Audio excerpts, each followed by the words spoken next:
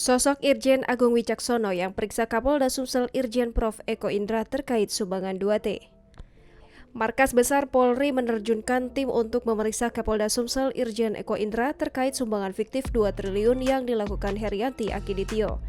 Tim pemeriksaan itu dipimpin oleh Irjen Pol Agung Wicaksono. Irjen Agung Wicaksono merupakan senior Irjen Eko Indra. Penyelidikan ini buntut dari rencana bantuan 2 triliun dari keluarga Akiditio. Rencananya Irjen Agung Wicaksono akan tiba di Palembang siang ini.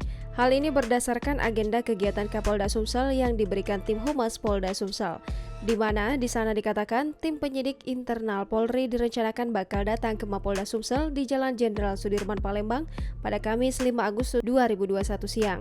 Pria yang menjabat sebagai Wakil Inspektur Pengawasan Umum Polri tersebut akan tiba di Bandara SMB 2 Palembang pada pukul 14.30 waktu Indonesia Barat.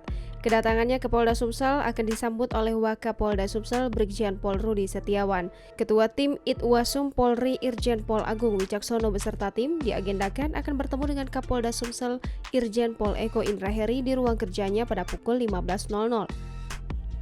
Dikutip dari itwasum.polri.go.id, Irjen Pol Agung Wicaksono menjabat sebagai Wakil Inspektur Pengawasan Umum Polri sejak 3 Agustus 2020.